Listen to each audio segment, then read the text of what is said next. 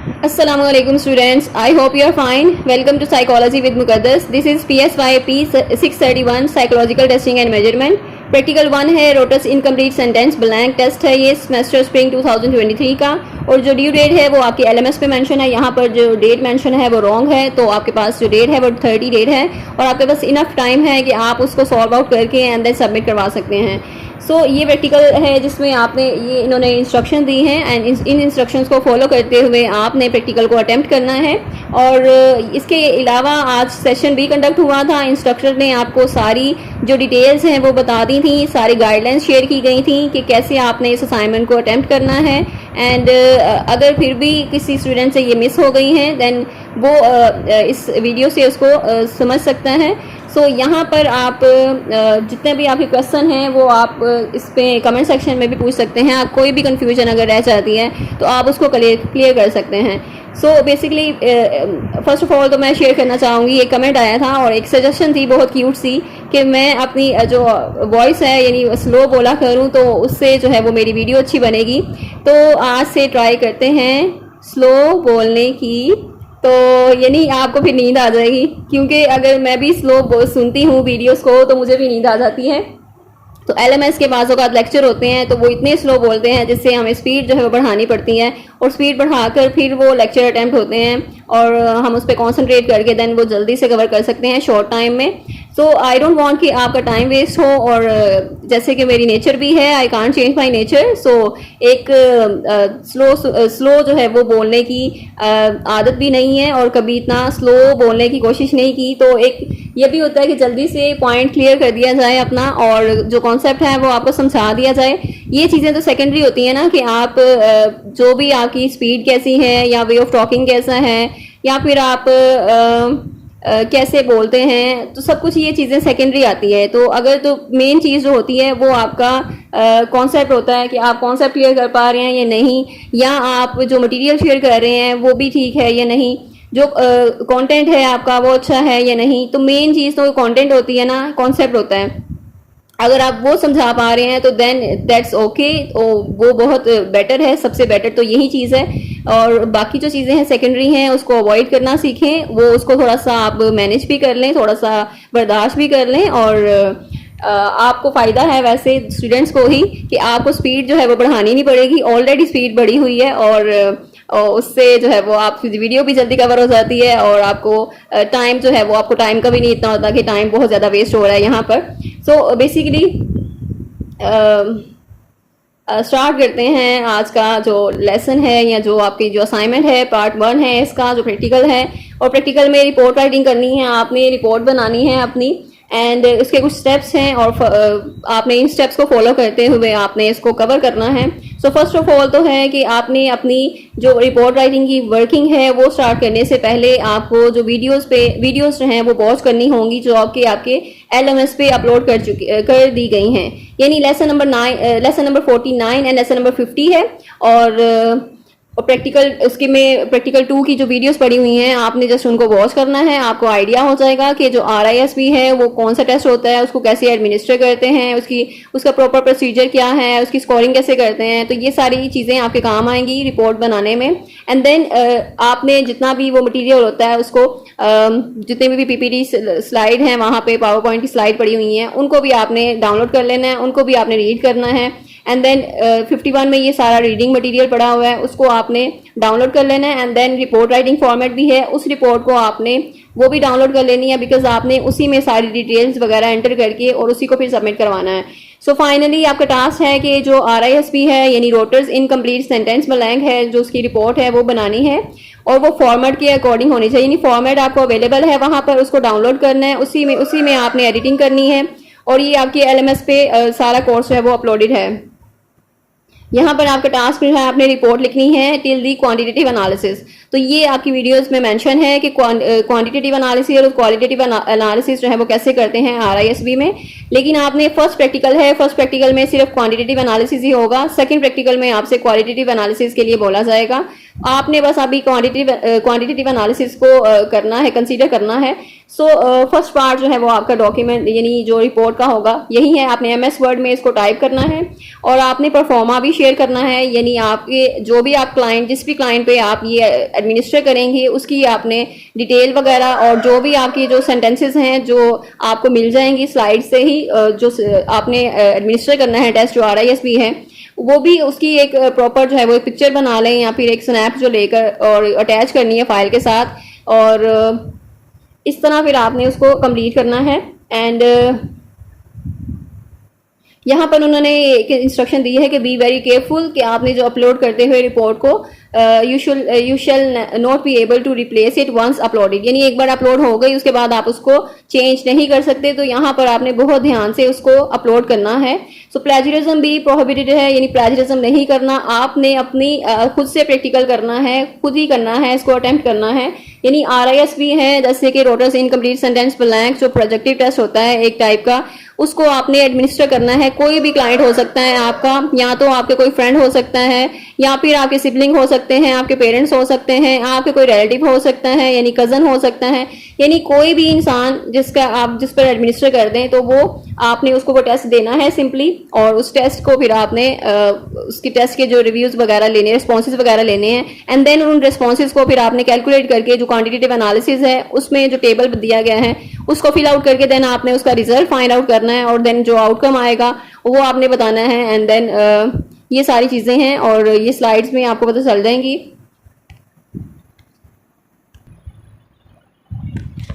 अच्छा, यहाँ पर ये स्लाइड्स आप देख सकते हैं, यहाँ पर जो स्टेटमेंट्स दी गई हैं, जो इनकम्प्लीट सेंटेंस हैं, ये स्टेटमेंट्स हैं, ये इनको आपने एडमिनिस्टर करना है, यानी ये टेस्ट देना है आपने किसी भी क्लाइंट को, यानी कोई भी इंसान जिस पे आप ये करें, और उसको ये आपने देना है ताकि वो इसको फिल आउट करे, ठीक है, और उसको कुछ भी हिंट नहीं देना, कोई ओपिनियन नहीं शेयर करना, बल्कि उसकी अपनी जो थिंकिंग है, जो स्पॉन्टेनियस थॉट्स हैं उसकी वही होनी चाहिए, उससे कोई अपने ओपिनियन नहीं देना कि इसके बारे में ये लिख लें, ठीक है, यानी उसके प्रॉपर उनके बारे में होना चाहिए ये टेस्ट। और इस तरह यानी आपने इंग्लिश के सेंटेंसेस भी हैं, उर्दू के भी हैं, यानी अगर किसी को इंग्लिश नहीं आती देन आप उर्दू वाला भी इसको टेस्ट दे सकते हैं। और ये 40 स्टेटमेंट्स होती हैं, इनकम्प्लीट स्टेटमेंट्स हैं, इनको फिल आउट करना है, और ये इसको फिर इसकी कोई पिक्चर लेकर या स्क्रीनशॉट वगैरह लेकर देन इसको आपने फाइल के साथ अटैच करना है।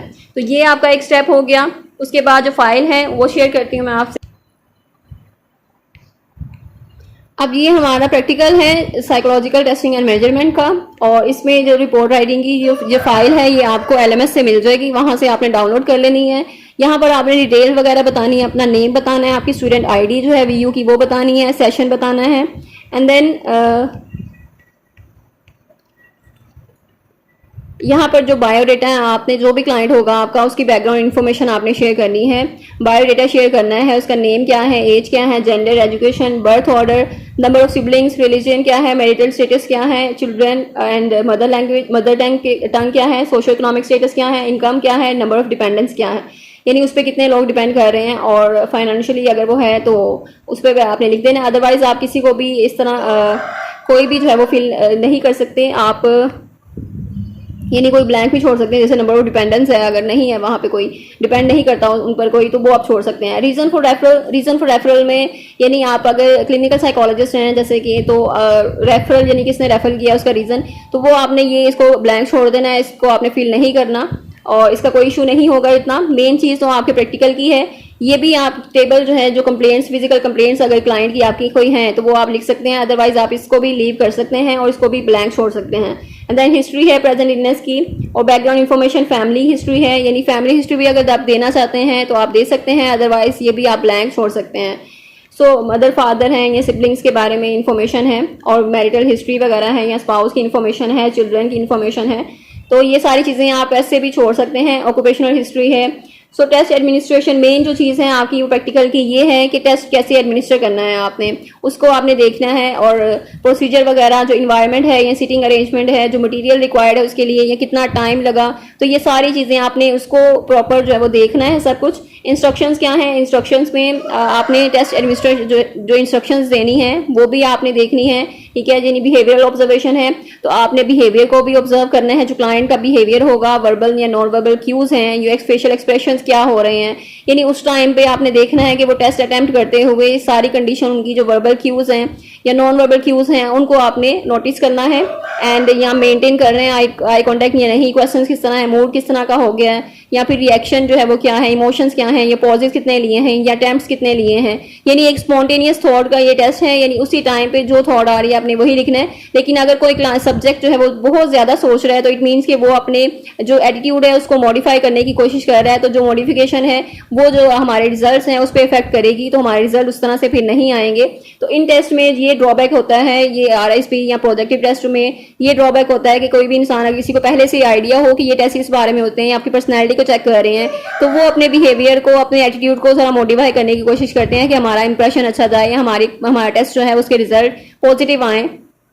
तो ये अब रिजल्ट्स जो हैं ये आपने शेयर करने हैं, यानी आपने जो टेस्ट एडमिनिस्टर कर लिया, 40 स्टेटमेंट्स को फिल आउट कर लिया उन्होंने, एंड देन क्वांटिटेटिव एनालिसिस है, यानी आपने यहाँ तक ही आपने वो करना है, फाइल बनानी है। और क्वांटिटेटिव एनालिसिस में आपने उसका स्टेटमेंट्स जो होती हैं 3 टाइप्स की होती हैं, 3 टाइप्स के रिस्पॉन्सेज होंगे वहाँ पर, पॉजिटिव, कॉन्फ्लिक्टेड एंड न्यूट्रल होगा। तो जो पॉजिटिव स्टेटमेंट्स होती हैं यानी जिसमें पॉजिटिविटी देखने को मिलती है आपको, एंड जैसे कि आई लाइक, तो आप आगे सेंटेंस अगर कंप्लीट करते हैं क्लाइंट माय फैमिली, यानी यहाँ पे पॉजिटिव हमें देखने को मिलती है, एक पॉजिटिव सेंटेंस है।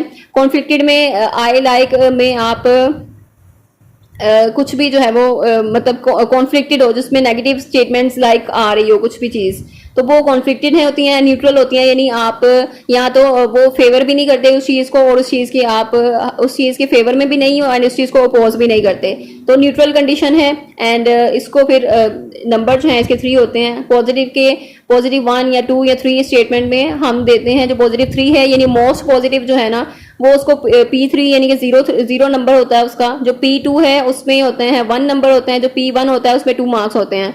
तो ये उनका एक क्राइटेरिया सेट किया हुआ उन्होंने, ठीक है, मार्किंग करने के लिए और क्वांटिटेटिव एनालिसिस के लिए।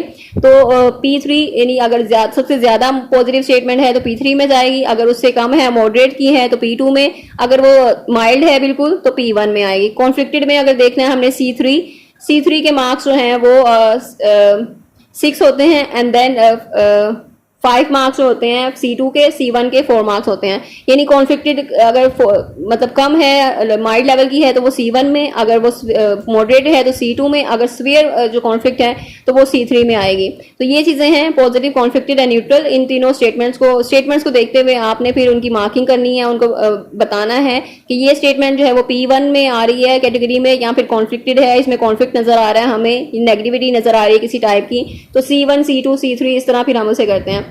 सो according to pre establish criteria given in manual, यानी मैनुअल में हम देखें तो उसमें जो क्राइटेरिया है वो आपको मिल जाएगा। ये स्लाइड्स जो शेयर की गई हैं LMS पे उनसे भी आपको मिल जाएगा ये आइडिया कि कैसे इनकी मार्किंग होती है। तो ये उनको बता दिया गया क्राइटेरिया एक सेट किया हुआ है, जो न्यूट्रल के 3 पॉइंट्स होते हैं, P3 0, P2 1, P1 2, C3 6 है, C2 5 है, C1 4 है। तो कॉन्फ्लिक्ट स्कोर जो है वो टोटल हम करते हैं फिर, यानी उसको मल्टीप्लाई कर देते हैं, जितनी भी स्टेटमेंट्स हो उसको C1 में 4 से मल्टीप्लाई करना है।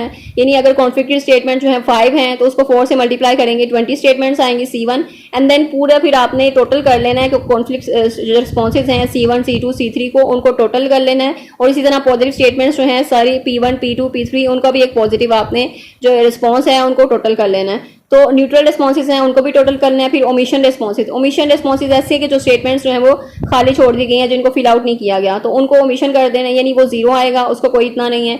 एंड देन कॉन्फ्लिक्टेड, अब जो कॉन्फ्लिक्टेड है टोटल वो उसका स्कोर, एंड जो पॉजिटिव रिस्पॉन्सेज हैं उसका स्कोर, और जो न्यूट्रल हैं उसका स्कोर। तो वो ओवरऑल जो स्कोर है फिर आपने वो यहाँ पर मेंशन कर देना है, फिर उसको काउंट करना है, फिर टोटल स्कोर आपने करना है उसका।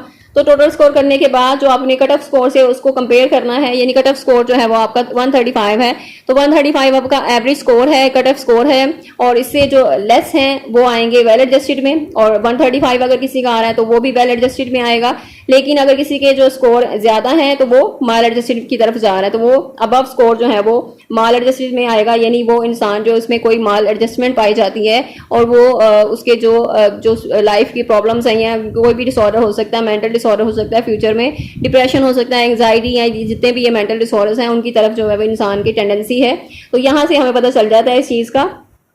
एंड देन क्वालिटेटिव एनालिसिस है। क्वालिटेटिव एनालिसिस अभी नहीं करना, क्वालिटेटिव एनालिसिस आपके प्रैक्टिकल 2 में आएगा।